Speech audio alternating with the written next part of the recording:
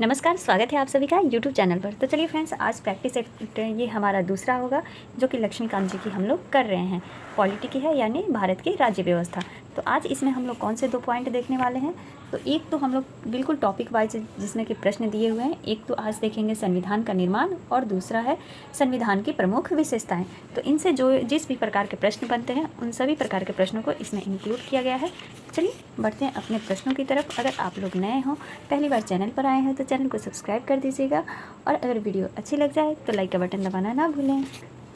देखिए, तो आज हमारा टॉपिक है यानी संविधान का निर्माण। ये दूसरा हमारा अध्याय है, मेकिंग ऑफ द कॉन्स्टिट्यूशन। देखिए, तो पहला प्रश्न हमारा है, संविधान सभा के गठन के संबंध में निम्न कथनों पर विचार कीजिए। ये संविधान सभा के गठन के ऊपर कुछ कथन दिए गए हैं जिन पर कि विचार करने के लिए बोला जा रहा है।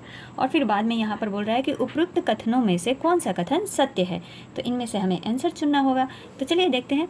सभा के प्रतिनिधियों का निर्वाचन 4 धर्मों हिंदू, मुस्लिम, सिख, ईसाई से किया गया था। संघीय संविधान सभा के अध्यक्ष सरदार वल्लभ भाई पटेल थे। संविधान सभा की कुल सदस्यों की संख्या 389 थी, ये तो सही है। और डॉक्टर भीमराव अंबेडकर की अध्यक्षता में गठित प्रारूप समिति में कुल सदस्य कितने थे? तो 8 थे। तो देखिए, इसमें बोल रहा है कि कौन सा कथन सत्य है। तो इसमें केवल जो है 3 ही कथन, तीसरा जो कथन है वो केवल सत्य है। आगे बढ़ते हैं हम लोग। दूसरा प्रश्न हमारा आता है कि भारतीय संविधान के निम्न में से कौन से प्रावधान 26 नवंबर 1949 से तुरंत क्या हो गए, यानी प्रभावी हो गए, लागू हो गए। तो 26 नवंबर 1949 को क्या किया गया था? तो हमारा संविधान अंगीकृत किया गया था। अब उस दिन कौन से 2 प्रावधान थे जो कि तुरंत लागू हो गए थे? तो एक तो था हमारा नागरिकता और दूसरा था निर्वाचन। तो इसका आंसर क्या हो गया? 1 और 3। तो ये किस में दिया है? तो ऑप्शन डी में दिया है। यहाँ पर कुछ महत्वपूर्ण बातें हैं जो कि आप लोग समझ लीजिए, 26 तारीख से ही जुड़ी हुई। देखिए, पहला तो एक अगर ये प्रश्न पूछ लेता है कि जो राष्ट्रीय हमारा ध्वज है उसको कब अपनाया गया था। तो राष्ट्रीय ध्वज को अपनाया गया, पेंसिल से ही लिख रही हूँ फ्रेंड्स क्योंकि फिर बाद में मिटा दूंगी, वो कैसे अच्छा नहीं लगता है पेंसिल लिखने पर। तो 22 जुलाई 1947 को हमारा राष्ट्रीय ध्वज अपनाया गया। फिर आता है 24 जनवरी 1950 में हमारे राष्ट्रीय गान को यानी जनगण मन को क्या किया गया? तो अपनाया गया था, राष्ट्रीय गान को अपनाया गया था। 24 जनवरी 1950 को ही राष्ट्रीय गीत को भी अपनाया गया। तीसरा प्रश्न हमारा है, भारत के संविधान को स्वीकार करने के लिए निम्न में से कौन सी प्रक्रिया अपनाई गई थी? तो इसे अनुमोदन के लिए जनता को सौंप दिया गया, इसे गवर्नर जनरल को उसकी सहमति के लिए सौंप दिया गया, इसे तब स्वीकार किया गया जब अंतरिम सरकार इसे अनुमोदित कर दी, या फिर इसे तब स्वीकार किया गया जब इस पर संविधान सभा के सदस्यों तथा अध्यक्ष के हस्ताक्षर हो गए। तो 26 जनवरी 1949 को भारतीय संविधान को तब अंगीकृत किया गया यानी स्वीकार किया गया जब इसके सदस्यों तथा अध्यक्ष के हस्ताक्षर हो गए। उस दिन कितने सदस्य मौजूद थे? तो 284 सदस्य, क्योंकि ये पूछता है कि कितने सदस्यों ने इस पर हस्ताक्षर किया था। तो 284 सदस्यों ने इस पर हस्ताक्षर किया अंतिम रूप से और संविधान को क्या कर लिया गया? तो अंगीकृत कर लिया गया यानी स्वीकार कर लिया गया। आगे बढ़ते हैं। अगला प्रश्न हमारा है, चौथा प्रश्न हमारा है, निम्न में से कौन संविधान के राज्य मामलों की समिति का अध्यक्ष था? देखिए, यहाँ पर राज्य मामलों के बारे में पूछ रहा है। तो वो थे जवाहरलाल नेहरू। डॉक्टर भीमराव अंबेडकर किसके अध्यक्ष थे? तो ये थे प्रारूप समिति के अध्यक्ष। राजेंद्र प्रसाद, तो राजेंद्र प्रसाद बहुत के अध्यक्ष थे, जैसे नियम समिति हो गया, संचालन समिति हो गया, इन सभी के अध्यक्ष कौन थे? तो डॉक्टर राजेंद्र प्रसाद। और सरदार वल्लभ भाई पटेल किसके अध्यक्ष थे? तो वो थे प्रांतीय संविधान समिति के अध्यक्ष थे। नेक्स्ट हमारा प्रश्न आता है, संविधान सभा द्वारा निर्मित संविधान पूर्णतः कब अस्तित्व में आया? तो वो आया था 26 नवंबर 1949 को। इसी दिन तो 284 सदस्यों ने हस्ताक्षर किए थे। तो इसका आंसर हो गया हमारा सी।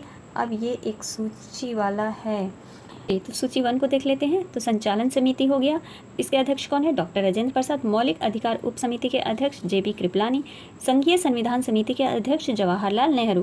तो 3 हम लोग को पता चल ही गया। तो कूट में देख लेते हैं कि A का 2, B का 3, C का 5 किस में दिया हुआ है? A का 2, B का 3, C का 4 नहीं, C का 5 और D का 1। देखिए, यहाँ पर ऑप्शन सी गलत दिया हुआ है, तो इसी को सही बना लीजिए और सी को यहाँ पर 5 कर लीजिए, क्योंकि यही सही है। मैं आप लोग को बुक में दिखा देती हूँ, 1 मिनट रुक जाइए। देखिए, संचालन समिति के कौन हो गए? डॉक्टर राजेंद्र प्रसाद हो गए। संघीय संविधान समिति के जवाहरलाल नेहरू हो गए। मूल अधिकार आपके कौन हो गए, तो JB कृपलानी हो गए। तीनों का सही सही मिल गया ना।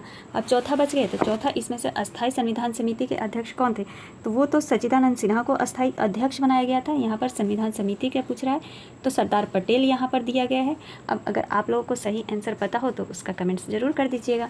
यहाँ पर हम लोग आंसर इसके साथ चाहते हैं, ठीक है, तो D का 1 हो जाएगा। और यहाँ पर ये सही सही देख लीजिएगा, क्योंकि कभी कभी बुक में भी आंसर गलत दिया हुआ रहता है ऑप्शंस। आगे बढ़ते हैं हम लोग।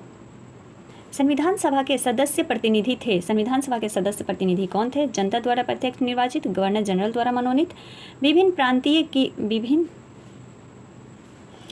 प्रांतों के व्यवस्थापिकाओं द्वारा निर्वाचित एवं देशी राज्यों के राजाओं द्वारा मनोनीत, कांग्रेस और मुस्लिम लीग द्वारा नामांकित। तो संविधान सभा के सदस्य प्रतिनिधि कौन थे, तो वो विभिन्न प्रांतों के जो व्यवस्थापिकाओं द्वारा निर्वाचित एवं देशी राज्यों के राजाओं द्वारा जो मनोनीत सदस्य थे वो थे। तो इसका आंसर क्या हो गया, सी हो गया।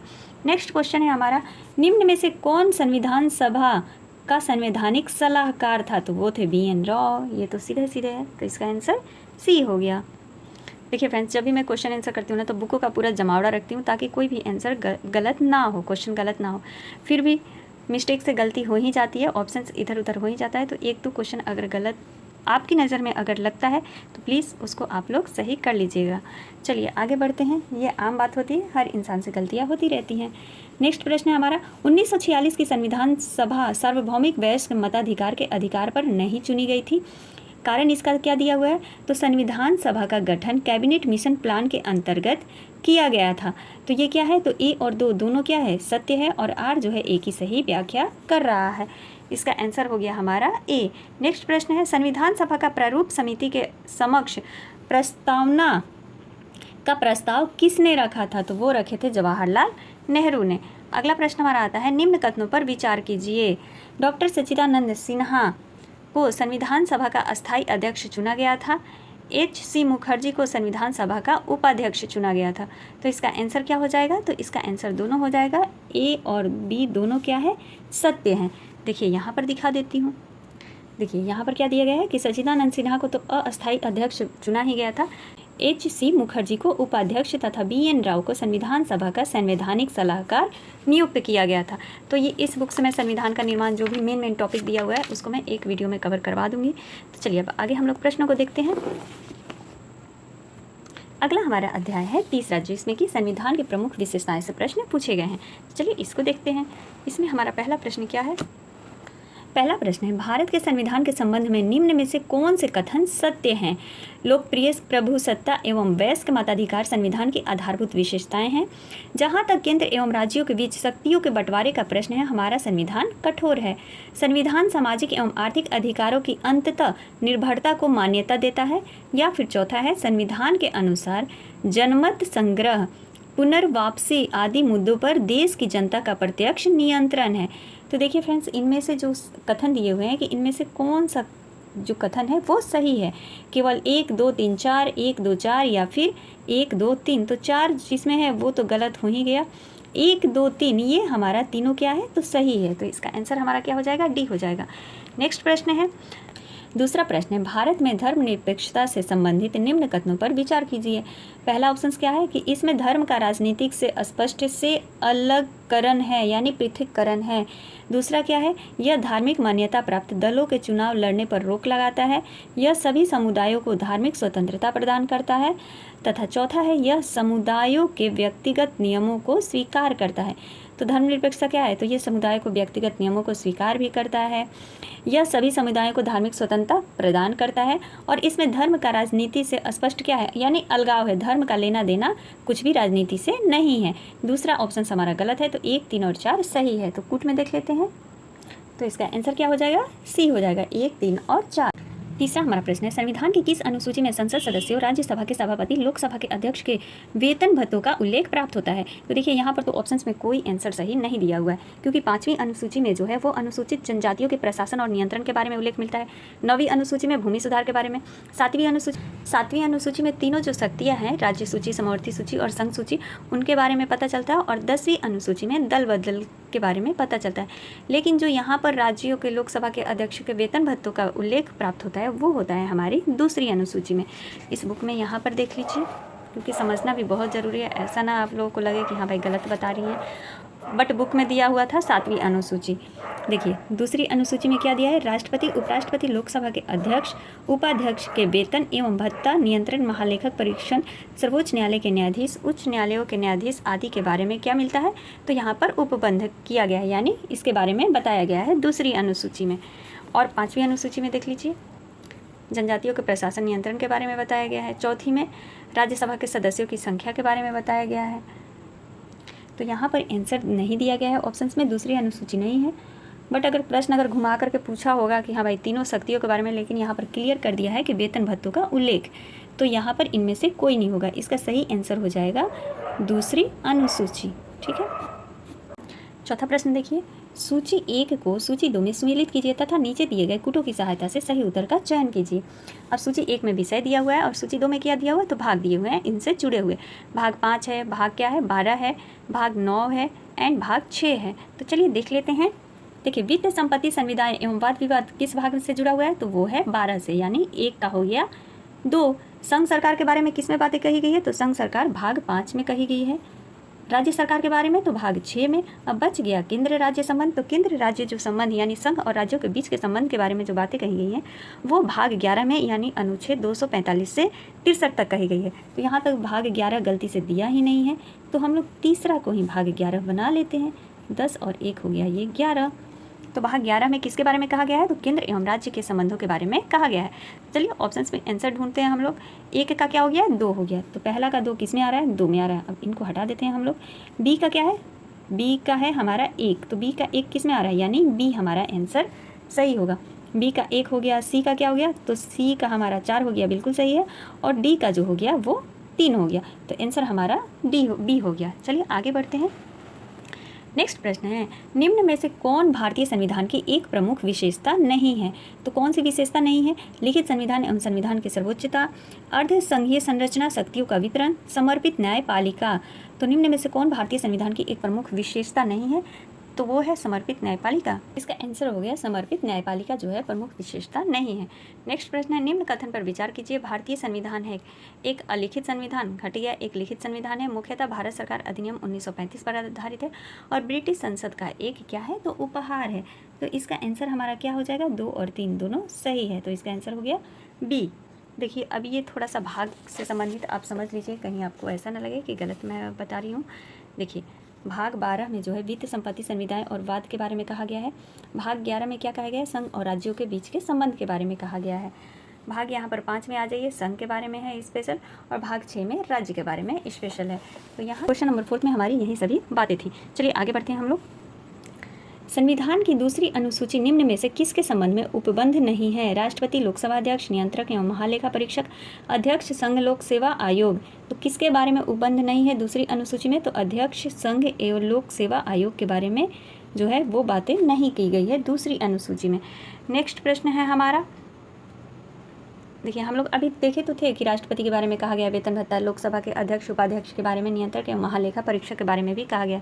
तो मैं यही बोलूँगी फ्रेंड्स कि क्वेश्चन करने से पहले ना आप लोग कॉन्सेप्ट को क्लियर कीजिए, यानी बुक को आप लोग ज़रूर पढ़ लीजिए।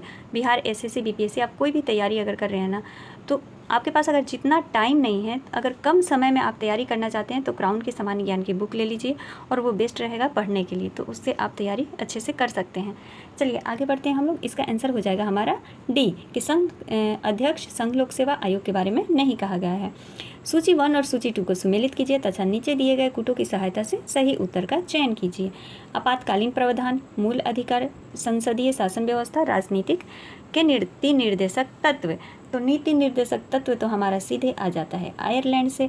आपातकाल, जब आपातकाल होगा तो मनी की क्या हो जाती है, कमी हो जाती है, तो ए का हमारा चौथा हो गया। मूल अधिकार कहाँ से लिया गया है, पहले इन दोनों को देख लेते हैं। ए का क्या है, ए का हमारा चौथा हो गया, और मूल अधिकार हमारा लिया गया है, तो मूल अधिकार लिया गया है अमेरिका से, और संसदीय शासन व्यवस्था ब्रिटेन से। तो ए का हमारा हो गया 4, बी का हो गया 3, तो ए का 4, बी का 3 किस में दिया हुआ है, ए का 4, बी का 3, तो ये हमारा दिया हुआ है ऑप्शन सी में, तो इसका आंसर क्या हो गया, सी हो गया। नेक्स्ट प्रश्न हमारा है, निम्न में से कौन सा जोड़ा सुमेलित नहीं है, भाषा 8वीं अनुसूची में है। शपथ या प्रज्ञान के प्रारूप दूसरी अनुसूची में। राज्यसभा में सीटों का आवंटन चौथी अनुसूची में। दल बदल के आधार पर 10वीं अनुसूची। तो शपथ या प्रतिज्ञान की जो प्रारूप की समिति है वो किस में कही गई है, तो वो अनुसूची 3 में कही गई है। शपथ के बारे में, मंत्रियों के शपथ के बारे में किस में कही गई है, तो तीसरी अनुसूची में कही गई है। तो इसका आंसर क्या हो जाएगा, बी हो जाएगा, क्योंकि यहाँ पर गलत पूछा है। आगे बढ़ते हैं। अगला प्रश्न है, भारत में धर्मनिरपेक्षता से संबंधित निम्न कथनों पर विचार कीजिए। धर्मनिरपेक्षता का अर्थ कि राज्य का कोई अपना विशेष धर्म नहीं है। धर्मनिरपेक्षता का अर्थ है कि राज्य सभी धर्मों के बराबर मानेगा। धर्मनिरपेक्षता का अर्थ है कि राज्य व्यक्ति एवं धर्म के संबंधों पर नियंत्रण लगाएगा। तो तीसरा ऑप्शन तो हमारा ऐसे ही हट गया, तो दोनों सही क्या हो गया, 1 और 2 ऑप्शन हमारा सही हो गया। तो इसमें आंसर क्या हो गया, बी हो गया। आगे बढ़ते हैं हम लोग। अगला प्रश्न है, निम्न में से कौन सा कथन संविधान की 7वीं अनुसूची की सही व्याख्या करता है। 7वीं अनुसूची की सही व्याख्या कौन करता है, तो इसमें जनजातीय क्षेत्रों में प्रशासन का उल्लेख है ना, ये किस अनुसूची में था, जनजातीय का उल्लेख प्रशासन का, तो ये था 5वीं अनुसूची में, 5वीं अनुसूची में था। संविधान में मान्यता प्राप्त भाषाओं का, ये तो 8वीं अनुसूची में है।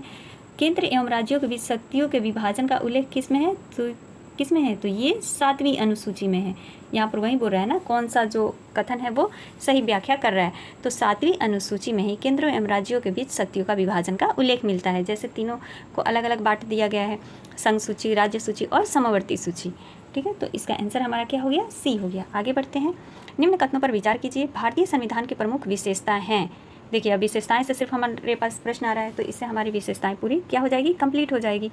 तो विशेषताएं क्या हैं, पूरे भारत के लिए एकल नागरिकता, संघीय शासन व्यवस्था प्रणाली वाली सरकार, नम्यता एवं अनम्यता का प्रशासनीय समन्वय। तो इसका आंसर हो जाएगा पूरे भारत के लिए एकल नागरिकता और नम्यता एवं अनम्यता का प्रशासनीय समन्वय। नीचे दिए गए कूटों का सही उत्तर का चयन करना है, तो 1 और 3 किस में है, आंसर डी में, यानी ऑप्शन हमारा डी सही होगा। हमारे कुछ महत्वपूर्ण प्रश्न थे, 22 से 22 क्वेश्चन होंगे। आई होप आप लोगों को ये अच्छे लगेंगे। मिलते हैं अगली वीडियो में, तब तक के लिए आप सभी का दिल से धन्यवाद। Thank you.